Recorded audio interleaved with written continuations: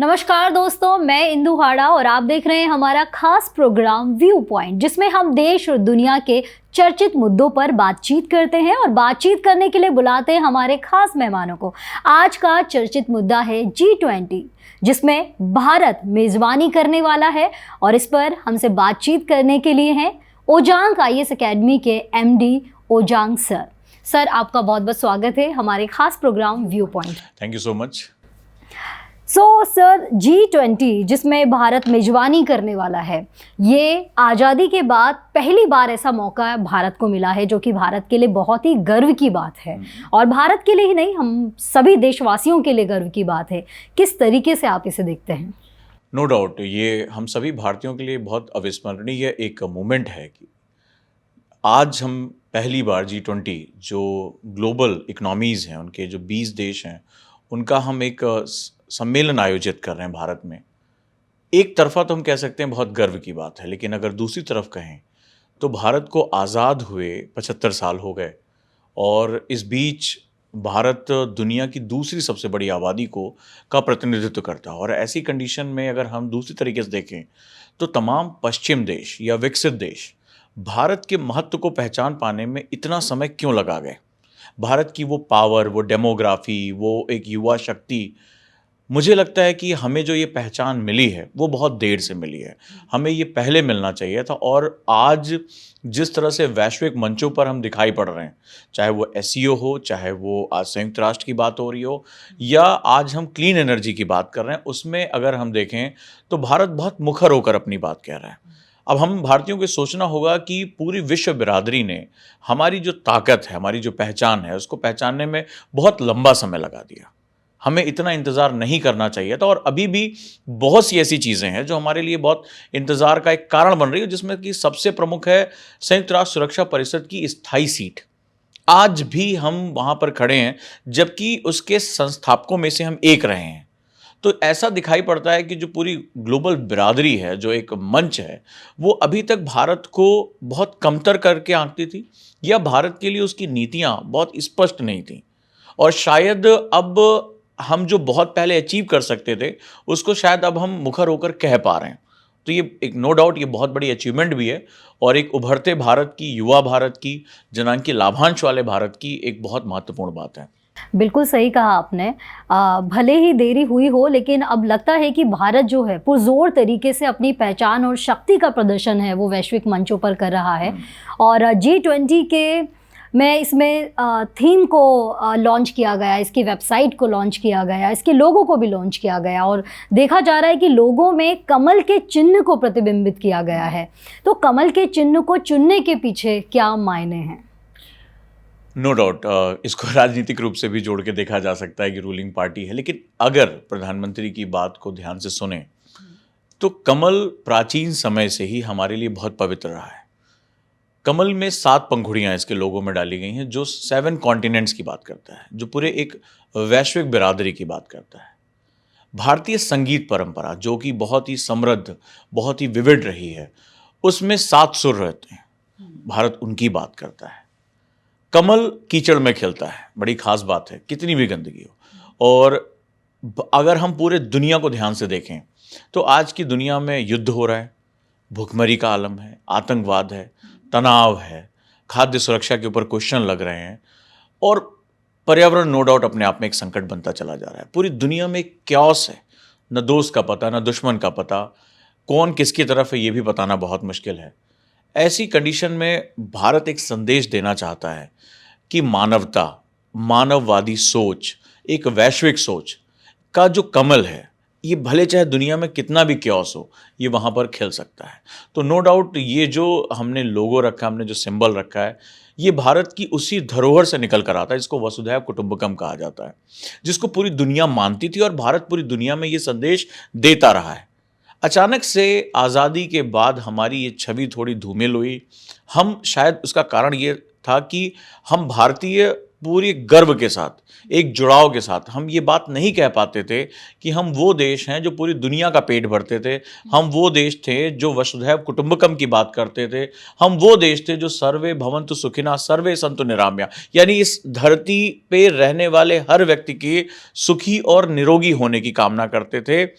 वैश्वीकरण का कॉन्सेप्ट देने वाले हम पहले देश थे, ये वेस्टर्न से नहीं आया था, ये भारत की धरती थी जहां से ये पूरी दुनिया में गया था। और इसका जो स्वरूप था वो जबरिया किसी की इकोनॉमी को कब्जा करने का नहीं था, बल्कि वो सभी के उन्नति, सभी के उत्थान के साथ जुड़ा हुआ था। तो निश्चित रूप से बहुत सोच समझकर इसका लोगो रखा गया है और ये भारत के उभरते प्रतीक का सूचक है। बिल्कुल सही कहा आपने। और भारत ही वो देश था जो विश्व गुरु के नाम से पूरी दुनिया में जाना जाता था। और जिस तरीके से आपने कहा कि कमल कीचड़ में खिलता है, और उसे ही अगर हम दूसरे तरीके से देखें कि भारत में इतनी सारी आपदाएं, विपदाएं, या फिर कह लो गुलामी की इतने सालों की जंजीरों को तोड़ने के बाद भी भारत एक बहुत ही मजबूत अर्थव्यवस्था के रूप में, या कह दीजिए विश्व में एक बहुत ही मजबूत देश के रूप में उभर कर सामने आया है। प्रधानमंत्री मोदी जी ने भी जब इसका लॉन्च किया तो उन्होंने one sun, one world, one grid, one earth और वन हेल्थ की बात कही। इसके ज़रिए वो क्या संदेश अपना जाहिर करना चाहते हैं, या इसके पीछे उनकी क्या भावनाएं जाहिर होती हैं? निश्चित रूप से भारतीय प्रधानमंत्री की जो सोच है, हमारे माननीय प्रधानमंत्री की जो सोच है, वो बहुत वैश्विक है। और ये हर उस व्यक्ति की सोच है जो भारत की मिट्टी को जानता है, भारत की भूमि को समझता है, भारतीय संस्कृत को समझता है। और भारतीय संस्कृत की जो सबसे खास बात है, वो एक वैश्विक पटल की बात करता है। जैसा कि आपने कहा कि one sun, one grid, Bharat उन देशों में शामिल है जो कर्क रेखा पे है और जिनके पास सूरज की ऊर्जा उपलब्ध है। आज पूरी दुनिया ग्लोबल वार्मिंग से परेशान है। आज संयुक्त राष्ट्र के महासचिव ने ये तक कह दिया कि अब अगर नहीं चेते तो विश्व खत्म होने की कगार पर पहुंच जाएगा। और ऐसे में भारत की जो महत्वाकांक्षा है वो क्लीन एनर्जी की तरफ है। भारत एक अपने सीमित संसाधनों में, आज जैसा आपने कहा कि लंबी गुलामी के बावजूद जब अच्छे अच्छे देशों की रीढ़ की हड्डी टूट जाती है, भारत की मिट्टी में वो खास बात है, भारत के सपूतों में वो खास बात है कि वो फिर से उठकर खड़े हो रहे हैं। और न सिर्फ खड़े हो रहे हैं, भारत जितने भी संकट आए हैं वो भारत इस समय दिखा रहा है कि वो पूरी दुनिया को लीड कर सकता है, पूरी दुनिया के मानवता की रक्षा कर सकता है। देखिए, उत्थान होना, किसी साम्राज्य का उदय हो जाना, कोई ताकत हासिल कर लेना, अमेरिका हो जाना, रशिया हो जाना, ढेर सारे परमाणु बम बना लेना, ये कोई बहुत बड़ी कहानी नहीं है। कहानी ये है कि उस ऊर्जा का प्रयोग करके तुम मानवता का कितना भला कर सकते हो। तुमने बम बनाया, तुमने हिरोशिमा नागासाकी किया, तुमने लाखों लोगों की जान ले ली, तुम दुनिया भर में, एक यूक्रेन जैसे देश एकदम बुरी तरीके से खंडहर हो गए, या दुनिया में कोई भी देश हो सकता है, अफगानिस्तान सबसे अच्छा एग्जाम्पल है। लेकिन आप विनाश के लिए इन चीज़ों का इस्तेमाल कर रहे हो, मानवता को बचाने के लिए कितना काम कर रहे हो। अपनी शक्ति को दिखाने के लिए आप हजारों लाखों मासूमों की जान ले रहे हो, और आप लोगों को बचाने के लिए कितना काम कर रहे हो। कोविड में भारत ने कितना आगे बढ़कर उससे अपने वैश्विक स्वरूप की बात की, अपनी ऊर्जा की बात की, जाने कितने देशों को उसने वैक्सीन फ्री ऑफ कॉस्ट दिया, कितनी मदद की। जहां पर पश्चिमी ताकतें इंटेलेक्चुअल प्रॉपर्टी राइट्स, जो बौद्धिक संपदा अधिकार है, उनका प्रयोग करके वो अपने ज्ञान को दूसरे देशों में जाने नहीं दे रहे थे, वहां भारत ने निर्भीक होकर मानवता को सबसे ऊपर रखा और ये बताया कि विज्ञान का कर्तव्य मानवता की सेवा है, मानवता का इस्तेमाल नहीं। ये बहुत बड़ा परिदृश्य है और हमारे प्रधानमंत्री, हमारे देश के लोग सभी इस बात को अब समझने लगे हैं कि भारत के कण कण में वो शक्ति है जो विश्व को एक नया आकार दे सकती है। और प्राचीन समय से हम यही करते चले आए। बिल्कुल सही कहा आपने। कई ऐसे देश हैं जो कि अपनी शक्तियों का जो उपयोग है वो अपने वर्चस्व को दिखाने के लिए कर रहे हैं, जो करना बहुत आसान है, लेकिन अपनी शक्तियों का उपयोग किसी भी देश को उठाने में या लोगों की उन्नति में करना एक अपने आप में बेहद ज़रूरी सा काम है, जो कि भारत जिसके लिए हमेशा प्रयास करता रहा है।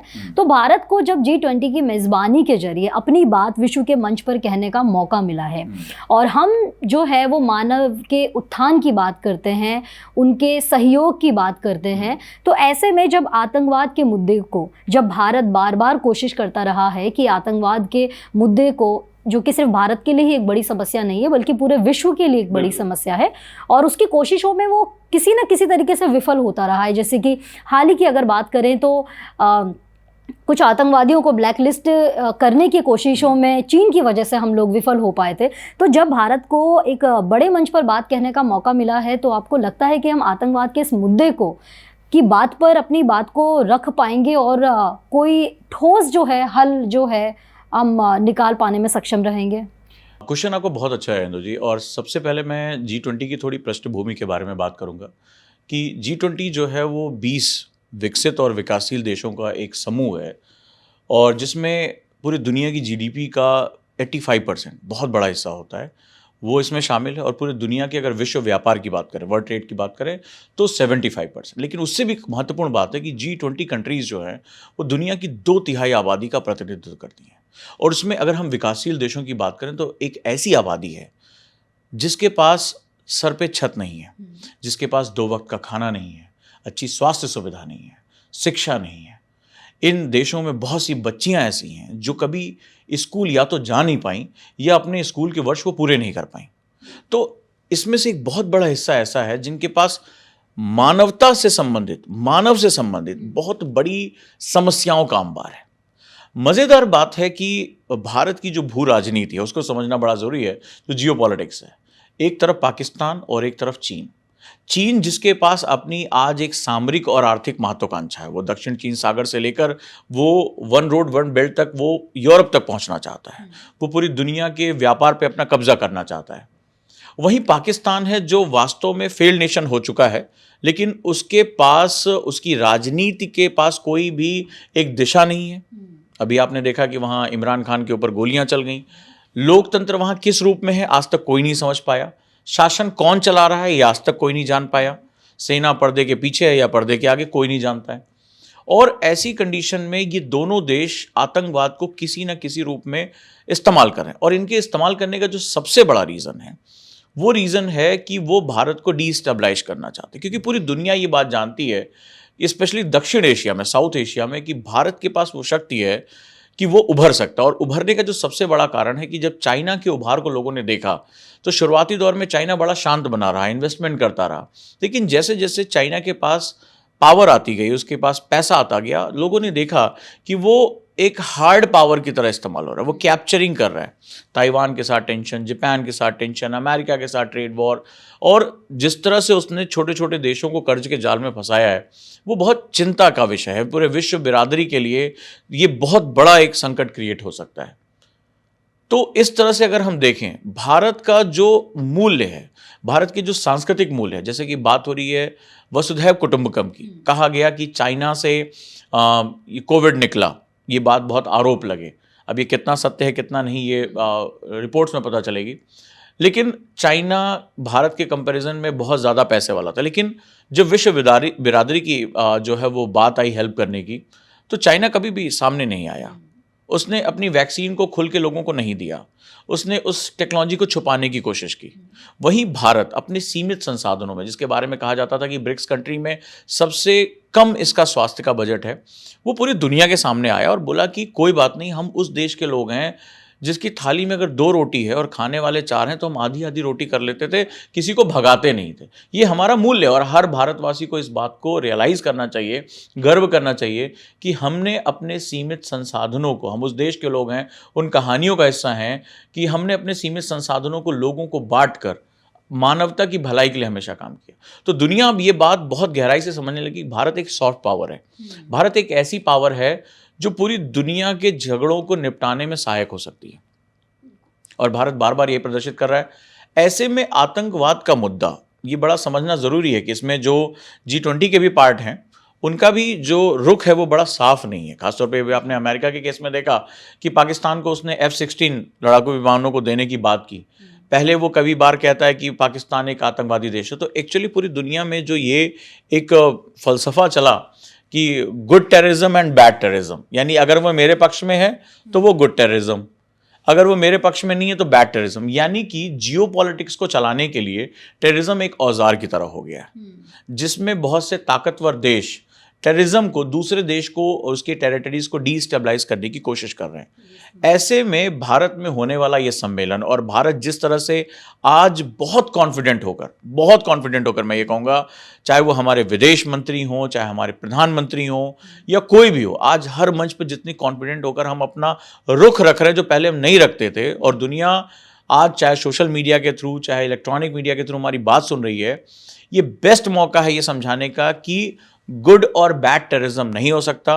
टेररिज्म सिर्फ टेररिज्म होता है, और इसमें खास तौर पर विकासशील देशों को एक रुख अपनाना होगा, क्योंकि जो पैसा आप टेररिज्म को पोषित करने या टेररिज्म से लड़ने में लगाते हो, वो पैसा आप शिक्षा, स्वास्थ्य, इंफ्रास्ट्रक्चर, लड़कियों की हाइजीन, हेल्थ, इन सब में लगा सकते हो।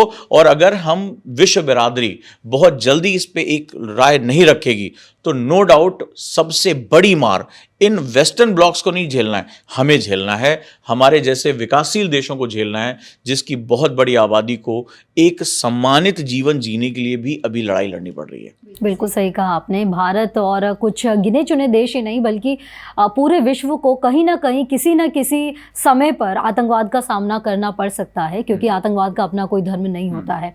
साथ ही अगर हम देखें कि विश्व में जो है विकासशील देश जो है खास तौर पर वो बहुत ही जलवायु परिवर्तन और असंतुलन का सामना कर रहे हैं, जिसकी वजह से हम देखते हैं कि हमारे इंडिया में भी अगर हम देखें तो हिम शिखरों का बहुत तेज़ी से पिघलना, कहीं पर बाढ़ के से हालात बन जाना, कई देशों में बहुत ही ऐसी आपदाएं और प्राकृतिक आपदाएं आना, जिससे उन्हें बहुत ही ज़्यादा जो है खामियाजा उनकी अर्थव्यवस्था को देखना पड़ता है। तो इस मुद्दे को भी हम G20 में किस तरीके से उठाने वाले हैं, क्योंकि बहुत सारे विकसित देश ऐसे हैं जो कि इस मुद्दे पर बातचीत से बचते रहे हैं और साथ ही फंड देने के मामले में भी बचाव करते रहे हैं अपना।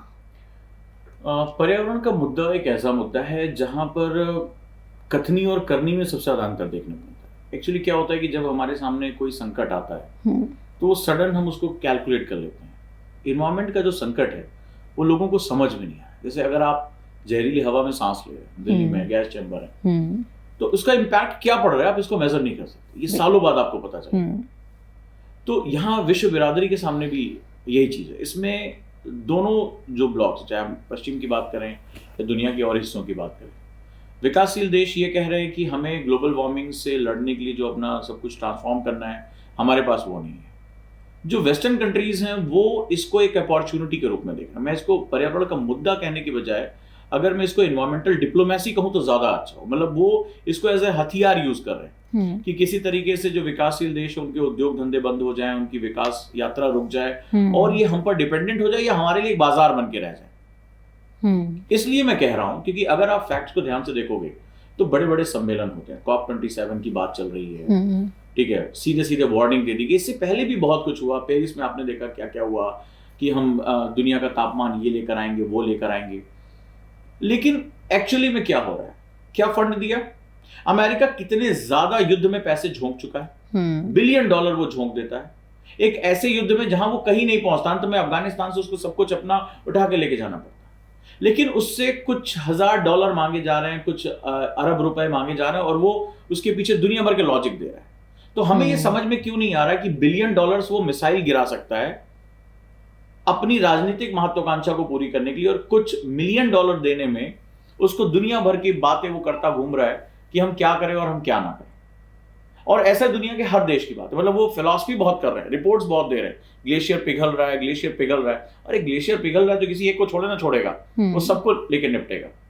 अब इस कंडीशन में G20 में भारत का ये मुद्दा उठाना और भारत का उभरना बड़ा महत्वपूर्ण है। मैं इसलिए कहता हूं क्योंकि जब आप भारतीय संस्कृति का अध्ययन करते हैं, अब जो बात मैं आपसे कह रहा हूं बहुत महत्वपूर्ण, उसको समझने की कोशिश करना कि हम अगर थोड़ा भी अगर स्टूडेंट या कोई भी अगर सुन रहा हो मुझे, तो वो जानता है कि हम हड़प्पा सभ्यता से ही हम प्रकृति पूजक रहे हैं। मेरी ये बात नोट करके रख लीजिए कि वेस्टर्न के पास कितना भी पैसा आ जाए, कितनी भी चीजें आ जाए, उसके पास पर्यावरण से लड़ने का कोई साधन मौजूद नहीं है। ये आप आज लिख कर रख लें, कितनी भी बड़ी रिपोर्ट्स आ जाए, क्योंकि उनका जो इकोनॉमिक मॉडल है वो कंजप्शन बेस्ड मॉडल है, वो उपभोग आधारित है। वो कहते हैं कि तुम जितना ज्यादा उपभोग करोगे उतना प्रगतिशील होगे। अरे जब तुम पृथ्वी के सारे संसाधनों को उपभोग की नजर से देख रहे हो, सब कुछ तुम खा जाना चाहते हो, चाहे वो जमीन हो, पानी हो, मिट्टी हो, हवा हो, अनाज हो, तो तुम इस पृथ्वी को बचाने की बात कौन करेगा भाई? कहां से आएगी बात? और ये चीज हमारी अपनी धरा में है, जहां पर हम धरा को मां का दर्जा देते हैं। हम प्रकृति पूजक लोग रहे हैं, हम नेचर की पूजा करने वाले लोग। बस हमें उन चीजों को रिवाइव करना। और जब मैं हमें की बात करता हूं तो मैं 1 अरब 40 करोड़ भारतीयों की बात करता हूं, दुनिया के हर 5वें इंसान की बात करता हूं। मात्र अगर वो अपनी संस्कृति के मूल तत्वों को याद कर ले, वो प्रकृति संरक्षक जातियों के बारे में समझ ले, वो प्रकृति को समझने के लिए जिसको वो मां की तरह मानता है, अपनी नदियों को वो मां कहता है, अपनी मिट्टी को वो मां कहता है। ये दुनिया की किसी संस्कृति में नहीं कि वो अपनी नदी को मां कहे, अपनी मिट्टी को मातृभूमि कहा जाता है। वो देश हैं हम लोग। ये सिर्फ कुछ कहावतें नहीं है, कुछ स्लोगन्स नहीं है, ये हमारे तत्व हैं। और अगर 1 अरब 40 करोड़ लोग ही केवल ये बात समझ लें तो इस पूरी दुनिया को बदलने में बहुत ज्यादा समय नहीं लगेगा। हम पूजा करते समय, एक छोटी सी बात कह रहा हूं, जब हम आराधना करते हैं तो हम अपने इष्ट को जल चढ़ाते हैं। जल हमारे लिए इतना पवित्र है। छोटी सी एक बात कह रहा हूं, हमारे देवता का नाम वायुदेव होता है, वरुण देव होता है। हम अग्नि की पूजा करते हैं। कौन है ये सब प्रकृति के तत्व हैं। हम अपनी मिट्टी को मां कहते हैं। हमारी नदी का नाम मां गंगा होता है। हम उसको इतना पूज्य मानते हैं कि जब ये शरीर खत्म होता है तो हमारी अंतिम इच्छा होती है कि हमारे इस शरीर की राख, मतलब मृत्यु हो जाने के बाद, किसी तरह मां गंगा की आंचल में समा जाए। तो हम वो लोग हैं। समझने की कोशिश करिए। हमें परिवर्तन के लिए किसी पश्चिम की तरफ देखने की जरूरत नहीं है। हमें किसी अमेरिकन रशियन फंड की जरूरत नहीं है। हम भारतीयों को एक होकर अपनी संस्कृति को पहचानने की जरूरत है और उन तत्वों को अपनी प्रैक्टिस में लाने की जरूरत है। पूरी दुनिया हमारे पीछे चलने को तैयार हो जाएगी। अभी तो कोविड में सिर्फ अंगड़ाई आई है, ये आने वाली सदी वाकई में हमारी है। बस हम भारतीयों को पहचानना होगा। बिल्कुल सही कहा। और इसी वजह से शायद पूरी दुनिया की नज़रें हैं वो भारत पर टिकी है, क्योंकि ना सिर्फ भारत की अर्थव्यवस्था तेजी से बढ़ रही है, बाकी सारे गुणों का बखान जो आपने भारत के बारे में किया, जो कि अब तक कहीं ना कहीं पर्दे के पीछे थे, लेकिन लगता है कि प्रधानमंत्री मोदी जी के नेतृत्व में सब चीज़ें उभर कर सामने आने लगी है और दुनिया भी अब हमें उस तरीके से देखना शुरू कर दिया है, दुनिया ने भी। और हाल ही में हम लोगों ने डिजिटल करेंसी का भी एक पायलट प्रोजेक्ट जो है वो लॉन्च किया है। तो एक के बाद एक कई सफलता के पायदान है वो हमारा देश चढ़ता जा रहा है।